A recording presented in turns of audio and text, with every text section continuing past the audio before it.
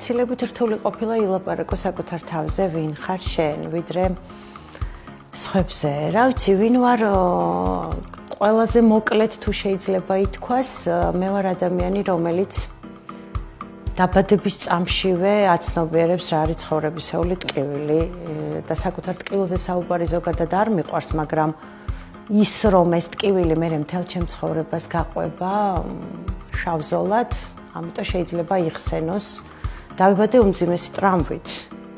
თუმცა ეს ტრამვა ექიმის არ ვიცი დაუდევრობით, არ ვიცი არაპროფესიონალიზმით, დაბნეულობით 6 კილოგრამი დავიბადე და დაბადების მომენტში მივიღე უმძიმესი ტრამვა, რის შედეგადაც მთელი ჩემი ბავშვობა, ყველაზე ლამაზი წლები მისჯილივით გავიარე საავადმყოფოს კედლებში და მიუხედავად ამისა, ვინ ვარ მე, ყველაზე მოკლედ რაც შემიძლია ვთქვა საკუთარ თავის დასახასიათებლად, ეს არის ალბათ ყველაზე სწორი, რომ მიუხედავად ამხელა ტკივილისა არასოდეს არ გავბოროტებულ ვარ.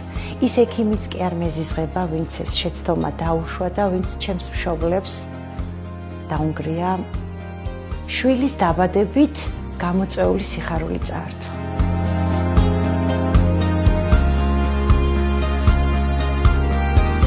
ძალიან გამიჭირდება დავკონკრეტდე. ერთადერთი, რაც განვლილი წლებიდან გამომდინარე შემიძლია ვთქვა, მე ძალიან ბევრი პერიოდი ვიმუშავე საკუთარ რაიონში, ჩემს ზესტაფონში. და მხოლოდ ამ ეტაპზე შემიძლია ვთქვა ის, რომ ჩემი ჟურნალისტური საქმიანობისგან გამომდინარე არასოდეს არ დამიტოვებია ზიზღის კვალი, რაც დღეს რატომღაც ძალიან ცუდად, აი ჟურნალისტის ხსენებაზე ასე თუ ისე ადამიანებს აგრესია ემართებათ, რატომღაც ასოცირდება ინტრიგასთან ჟურნალისტიკა. მე დავამთავრე ხელოვნებამცოდნე ჟურნალისტი ვარ და ძირითადად ხელოვნების კუთხით, მაგრამ მქონდა ჩვეულებრივი პროფესიული შეხება ყველა პროფესიის ადამიანთან, პოლიტიკასთანაც ასე თუ ისე, მაგრამ მე ამ ეტაპზე არ ვმუშაობ და მე ვთვლი, რომ რაც მე მიმუშავია, ჩემი ერთადერთი პლუსია ის, რომ არასოდეს არ ყოფილა ინტრიგა ჩემს საქმიანობაში.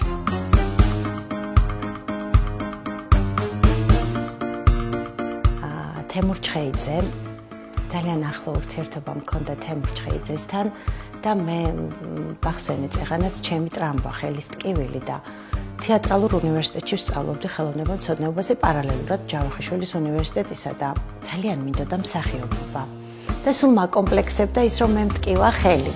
და მაშინ ჩემმა ლექტორმა ბასო კიკნაძემ ძალიან მიყვარდა მიმიყვანა თემურთან და როდესაც პირველად თემურმა ნახა, იმდენად შემრცხვა, რომ მე ყურადღებას ვამახვილებდი ჩემ ხელის ტკივილზე და მაშინ ბატონმა თემურმა მითხრა, რომ როგორ შეიძლება ამის გამო ამხელა სურვილზე თქვა უარი, მაგრამ მაინც ვერ წავედი ამ კუთხით და ალბათ მეორე პროფესია რო ცხოვრებაში ამერჩია.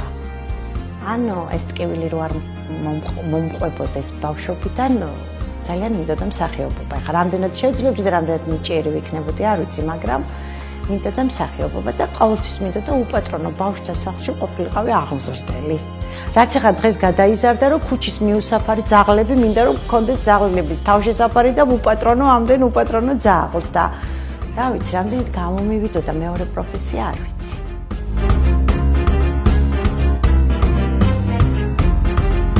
ოჯახი, ანუ ჩემი ოჯახის წევრები. მყავს დედა და მყავს ისეთი დედა, რომელსაც ჩვენ არ ვირჩევთ ადამიანები, დედებს არის ურთიერთობები, რომელსაც არ ვირჩევთ და უფალი გვაძლევს ბედნიერ შანსს და მე ძალიან კარგი დედის შვილი ვარ. და მყავს ძაღლი ბუყუ, რომელიც აუცილებლად უნდა ვახსენო, იმიტომ რომ ჩემი ოჯახის წევრია და შვილივით გავზარდე.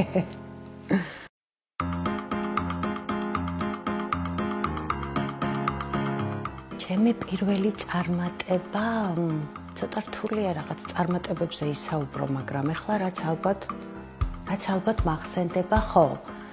ბავშვობიდან არ მიყვარს ძალიან კონკურსები. აი ეს შეჯიბრი ვაჯობო, მაჯობო, ძალიან არ მიყვარდა ეს მომენტი და მახსოვს რომელ კლასში ვიყავი მე-9-ში, აი 9 აპრილის ტრაგედიის პერიოდში მე ვსწავლობდი ზესტაფონის სოფელ ქვედასაზონოში, ჩემს სოფლის სკოლაში და მოვიდა ესეთი განაცხადი, რომ ტარდებოდა ზესტაფონის რაიონში მთლიანი მასშტაბით მხატვრული კითხვის კონკურსი. ლექსის წაკითხვა იგულისხმებოდა და მაშინ დამიბარა დირექტორმა და მე ვთქვი, რომ მხოლოდ იმ შემთხვევაში დავთანხმდებოდი ამ საკონკურსო მონაწილეობას არ მიყვარდა კონკურსები, თუ კი მე წავეკითხავდი ჩემს საკუთარ ლექსს. და ვარ მე-9 კლასში ალბათ, რომელიც მქონდა დაწერილი 9 აპრილის ტრაგედიაზე და წაიკითხა დირექტორმა და მომცა უფლება, რომ კარგი, ჯანდაბასო. და რაიონში მაშინ პიონერთა სასახლე როგორ მიყვარდა, იქ გაიმართა ეს კონკურსი და ცოტა ხნის შემდეგ მოვიდა, რომ მე ავიღე პირველი ადგილი და მომენიჭა ზესტაფონის ლაურეატის დიპლომი და პატარა ბავშვისთვის ეს იყო ძალიან დიდი სიხარული. ამბიცია არასოდეს არ მქონია, მიუხედავად იმისა, რომ ადამიანს უნდა ქონდეს ამბიცია და ეს ჩემი ძალიან დიდი მინუსია, რომ მე არა ვარ ამბიციური ადამიანი, მაგრამ ბავშვისთვის ეს იყო იმხელა სიხარული, სადღაც ზესტაფონის სკოლები, ამდენი სოფლის სკოლები და სადღაც ტყლაპის სკოლის მოსწავლემ ეს რაღაც ლაურეატის დიპლომი აიღო და თითქოს ამითი ჩემი სკოლა რაღაცით გამოვაჩინე. აი ამან მომანიჭა სიხარული.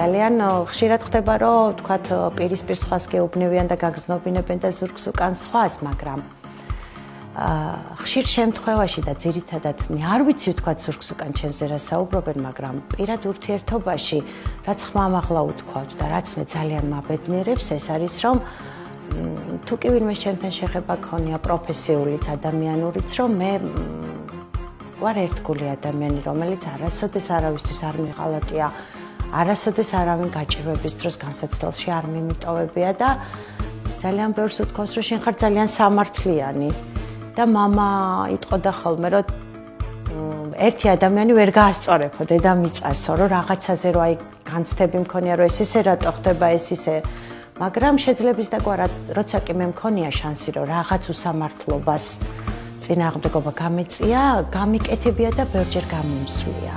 მაგრამ ყველაზე მთავარი მაინც არის, რომ ქუჩაში რომ ხვდებიან ადამიანები, თუნდაც ჩემი ძალიან უმნიშვნელო, მაგრამ ჟურნალისტური სამსახურების შემდეგ ჩემს რაიონში ვიღაცას რო ხმით უცნი ვარ, ვიღაცას ვაიმე შენს არალიძე ხარ და სიყვარული ჩემხვედრია, ამაზე დიდი ბედნიერება არაფერი არ არის.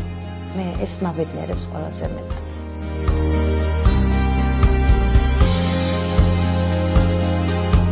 ძალიან არ არსებობს ადამიანი, რომ არ კონდეს გატაცება, ინტერესი, ჰობი. მე რა ვიცი, როგორც ქალი მთელი ცხოვრება ყველაზე მეტად ვოცნებობდი, რომ სულ მინდოდა და რა ის შვილი მყოლოდა და რაღაც განსაკუთრებული დედა ვყოფილიყავი და რატომღაც არ ვიცი, ეს ჯერჯერობით წარუმატებელია ჩემი დედობის მცდელობა და უფალი როგორც ჩაქის საჭიროდ დაინებებს ისე იყოს. და თუ კი ოდესმე მექნებოდა შანსი აუცილებლად გავხსნედი დიდ თავშესაფარს და ყველა უპატრონო ძაღლს შევიფარებდი. არ ვიცი ამას ჰობი ქვია თუ არა, ეს არც არასდროს არ განხორციელდება, იმიტომ რომ ვიცი ამის ფული არასდროს არ მექნება, მაგრამ მე რო დღეს მოღვაწეობდა ისევ როგორც ჟურნალისტი, ძალიან დიდი თხოვნით მიუმართავდი რაიონის ადგილობრივ გამგეობას და იქ არიან ადამიანები, რომლებიც მე ძალიან მიყვარან და პატივცემ, რომ ელემენტარულად ის მაინც გააკეთონ, რომ სტერილიზაცია ჩაუტარონ ამდენი ქუჩის ძაღლს, რომ თუნდაც ვისაც ძაღლები არ უყვარს, რომ ქუჩაში ფეხში არ მოედოს ამდენი საწოდავი ლეკვი და ოდესღაც დამთავრდეს ეს პრობლემა.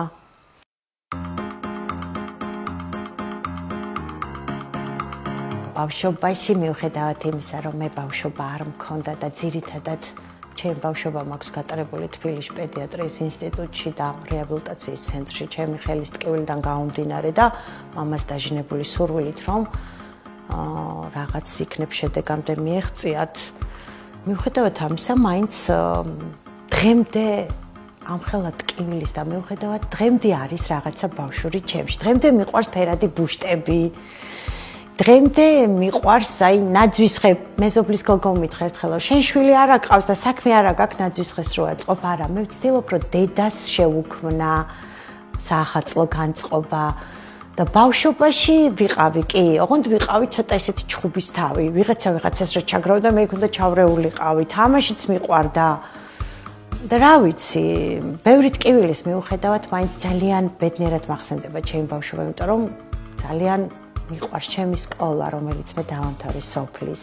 ყლაპის სკოლა მიყვარს ჩემი კლასელები და სხვათა შორის შარშან ამ დროს რადიო ფორტუნას ჟურნალისტმა აიღო ჩემგან ინტერვიუ დღეს გამეფებული აი ამ ბულინგის თაობაზე რომ მე მაქვს ფიზიკური ნაკლი და წლების წინ ჯერ კიდევ მაშინ კომუნისტურ ეპოქაში როგორ ხდებოდა ეს და როცა მე ვთქვი რომ მე ისე დავამთავრე სკოლა სოფლის სკოლა სადაც ზოგიერთები თვლიან რომ ნაკლებ განვითარება რატომღაც სოფელში მე არ მახსოვს რომელიმე ჩემს თანატოლს ან უფრო პატარას ან უფრო დიდს ვინმეს ოდესმე შეემჩნიოს რომ მე მაქვს ფიზიკური ნაკლი და მტკივა ხელი ეს იყო წარმოუდგენელი ჩემ ბავშვობაში და აი ზუსტად იმიტომ ახსენდება ჩემ ბავშვობა ძალიან კარგად რომ არასოდეს არავინ ამას არ იმჩნევდა რომ მე ხელი მტკივა და უიმეს რაღაცა ტკივა ეს არ არსებობდა ჩვენ ბავშვობაში და სამწუხაროდ პირიქით თანამედროვე ცხოვრებაში უფრო დგას ეს პრობლემა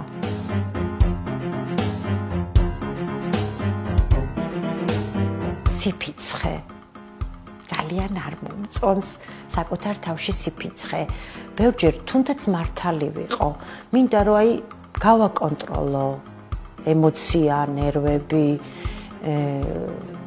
ზომიერად აი არ შემიძლია რაღაცაზე რომ გაუბრაზდები თუნდაც სხვას ეხებოდეს პრობლემა აი არა ვარ გაწონასწორებული თუ უბრაზდებით ეს არის ჩემთვის ძალიან მიუღებელი თვისება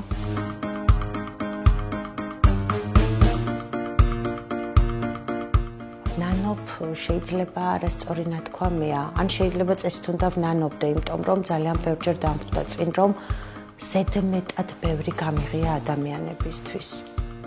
და სხვათა შორის რამოდენიმე დღის უკან სტატუსი დავდე Facebook-ზე და მე ის ვინანე რომ დავდე, მაგრამ ის რაღაც ზოგიერთების მისამართით იყო ნათქვამი, რომ ზედმეტი სიყვარული, ესეც ტყუილია, ზედმეტი სიყვარულის გაღება არ არსებობს. შენ ზუსტად იმდენ სიყვარულს გასცემ, რამდენიც ეს შენშია და არავინ არ გთხოვს, მაგრამ ძალიან ბევრჯერ მიმიღია იმედგაცრუება და ზოგჯერ მინანია, რომ რა საჭირო იყო, აი რატო ზედმეტად არავის არ უნდა გადაყვე და მე იქვე მithქვავს, რომ ეს პირიქით მცდარია. ეს შენ იმიტომ გააკეთე, რომ შენ ხარ ესეთი და არ უნდა ინანო შენგან გაკეთებული სიკეთე, შენგან გაღებული სიყვარული. ადამიანი ზუსტად იმდეს გასცემს, რამდენიც შეუძლია.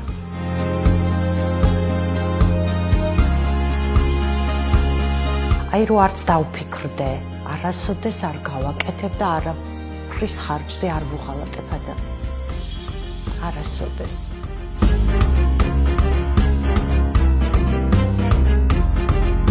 ძალიან სენტიმენტალურს. როგორ შეიძლება ესე გატირებდეს ფილმი? აი ყველაზე მეტად მიყვარს თქვა უცხოური ფილმი ჰაჩიკო, იქაც ძაღლის თემა, ჩემი სისუსტე. მეორედ ამ ფილმს ვეღარ ვნახავ, იმიტომ რომ იმდენად მტკივა და განვიცდი. აი ესეთი სენტიმენტალური ფილმები, აი ფესვები, ქართული ფილმი არის ჩემთვის ძალიან ღირებული ფილმი, მაგრამ ვერასოდეს ვერ ვუყურებ ამ ფილმს, იმიტომ რომ ძალიან მტკივა და ვტირი ვარ.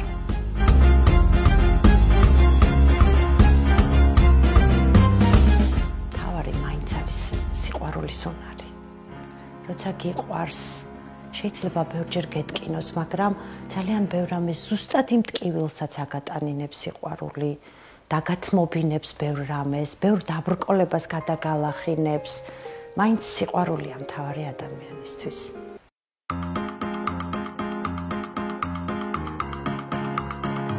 სხვათა შორის ამ ბოლო დროს არ ვიცი ეხლა ასაკი შემომეპარა და დამეტყოს იბერე თუ რატო გავხდე ესეთი სენტიმენტალური არ ვიცი მაგრამ ცუდ ხასიათზეც მაქსიმალურად ვცდილობ არ ვიყო იმიტომ რომ გარშემო მყოფები ამის გამო განწყობა არ გადაედოთ ჩემ და ვცდილობ რომ არა მაგრამ აი ეგოისტი არა ვარ ცხოვრებაში მაგრამ შევატყვე ჩემ თავს ამ ბოლო დროს ეგოისტობა და რაში ამ ქვეყანაზე ყველაზე მეტად მიყვარდა მამა და მამა საკმაოდ ახალგაზრდა 50 წლის ასაკში გარდაიცვალა და ეხლა რაც მე წლები მემატება და ვაცნობიერებ რომ თურმე მართლა რა ახალგაზრდა გარდაცვლილა და აი ამ ბოლო დროს ვერიდები მის საფლავზე მისვლას გრძნობ იქედან როგორი დაცლილი მოვდივარ და უკვე ეგოისტობა შევატყვე ჩემ თავს ესე იგი ახარ მინდა რომ ამხელა ტკივილი მივაყენო თავს და გავურბივარ მის საფლავზე მისვლას და მე ვფიქრობ რომ ის ხომ არ წინს და ხო არ მივატოვე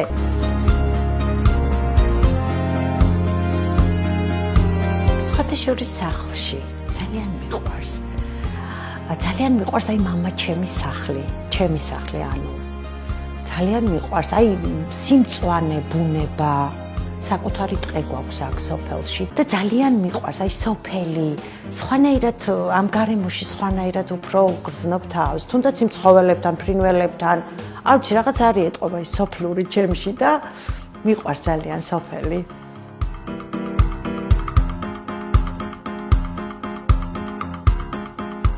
კურიოზს ახლა გავიხსენებ ზესტაფონთან დაკავშირებით და ჩემ პროფესიასთან დაკავშირებით. რაღაც პერიოდი ვმუშაობდი თბილისში, მაშინ პირველი არხი იყო, ახლა არ ვიცი, რაღაც მაუწყებლობა ქვია თუ რაღაც და მოვდივართ ზუგდიდში გადაღებებზე, ვიყავით, გესი გადავიღეთ და სპეციალური სამსახურის მიკროავტობუსი, ეს აპარატურა რაღაც და ზესტაფონში, სადღაც 9 კვირა გაგრძელდა ეს გადაღებები და იმდენად მიყვარს ეს ჩემი ზესტაფონი და ყველა მიცის რომ აუ სარალიძემ წაიღო ტვინი თავისი ზესტაფონით.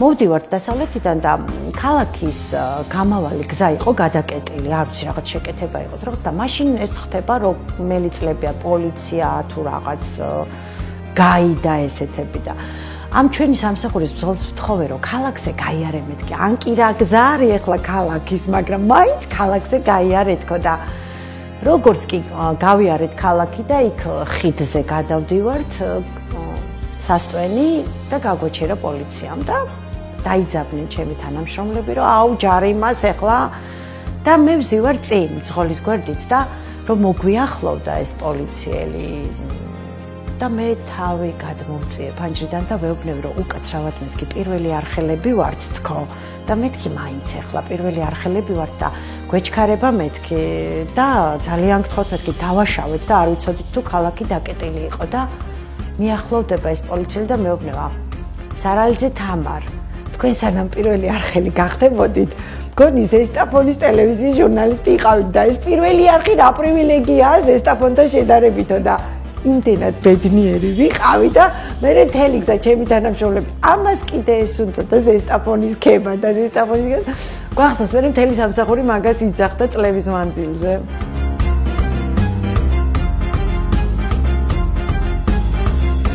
გადასარევად სხვათა შორის მიყვარს ხაჭაპური გამონდის არაჩვეულებრივი ღიმერელი ქალი ვარ მჭადი გადასარევი მიყვარს სხვათა შორის დაგემოვნებაც მიყვარს საჭმელების და კეთებაც მიყვარს განსაკუთრებით მსიამოვნებს როდესაც ადამიანებს ვუმზადებ ისეთ კერძებს მათ რომ მოეწონებათ და აი ვიღაცაზე ვზრუნავ ვიღაცას ვასიამოვნებ კარგად გამონდის.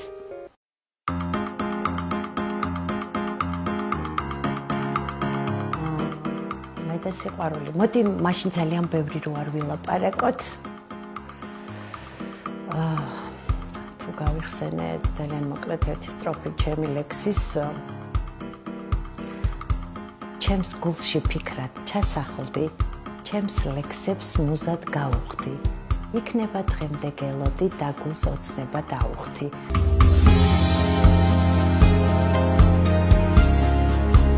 ძალიან როცა მით უმეტეს სხვებს ეხება. აი სხვებს როცა ეხება და ჩემი რისკია საჭირო, აი ძალიან გამირისკია და ძალიან ბევრჯერ გადამილახავს ისეთი წინააღმდეგობები, მე მიფიქრია, რომ აი ეს როგორ გავისკე, ეს როგორ გავაკეთე. მაგრამ ესეც ალბათ სხვების დაცვის ინსტინქტია.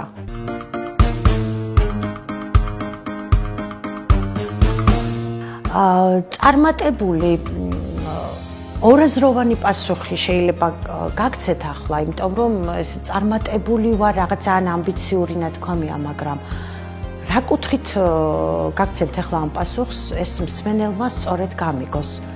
წარმატებული იცით რატომ ვარ? იმიტომ რომ ამას მაგალითად ვაძლევ ყველა იმ ადამიანს ჩემ პასუხს, ვისაც გონია რომ რაღაცა ცხოვრებაში ვერ შეძლებს, რაღაც პრობლემა აქვს, რაღაც ფიზიკური ნაკლი აქვს, ტრამვირებულია.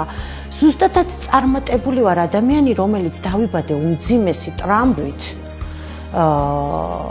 და შესაძლებელია ყოფილიყავი კოჭლიც, ჩემი ბავშვობის ფოტოებს მე დღემდე ვერ ვნახულობ, იმდენად მტკივნეულია, იმიტომ რომ ცერებრალური დამბლა განვითარდა მთელ მარჯვენა მხარეს და კუზიც და რა ვიცი, საშინელი, მაგრამ წარმატებაა ზუსტად ის, რომ სკოლაში კარგად ვსწავლობდი და ძალიან ვუყვარდი მასწავლებლებს, ძალიან მიყვარდა. ყველა თანაკლასელი დღეს რომ ხვდება, ყველას მეგობარია. უნივერსიტეტში ყველასთან ფანტასტიკური ურთიერთობა მქონდა. მყავს ამდენი საყვარელი ადამიანი ირგვლივ. სადაც მიმუშავია, ძალიან ისეთი ცნობადი თუ არა ვარ, ვისთანაც შეხება მქონია, ვიღაცას კარგად დავამახსოვრდი, რაღაც ცოტა წვლილი მე შემიტანია ჩემი რაიონის საქმიანობის გაშუქებაში. წარმატებაა ეს. წარმატებაა ის, რომ უყვარხარ ადამიანებს და გიყვარს.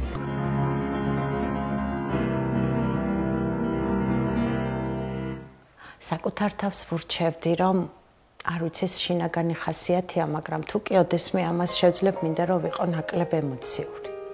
ასე ყოველთვის ყველაფერი გულთან ძალიან ღრმად არ მივიტანო, იმიტომ რომ ნაკლებად ემოციური რო ხარ, ნაკლებად გტკივა, ნაკლებად განიცდი. მე კიდე ყველაფერს განვიცდი და ყველაფერი მტკივა, სხვისი ტკივილი, საკუთარი ხომ მტკივა და საკუთარ ტკივილს რო ითმენ და სხვებს არ აჩვენებ, ამას კიდე ორმაგი ძალა და ენერგია ჭირდება და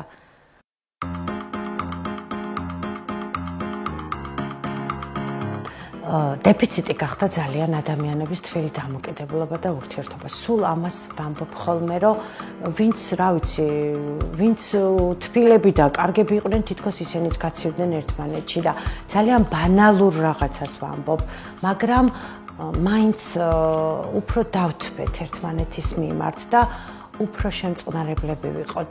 გვიყვარდეს ერთმანეთი, რა ვიცი, თუ ერთმანეთი არ გვეყვარება, პატივი ვცეთ ერთმანეთს.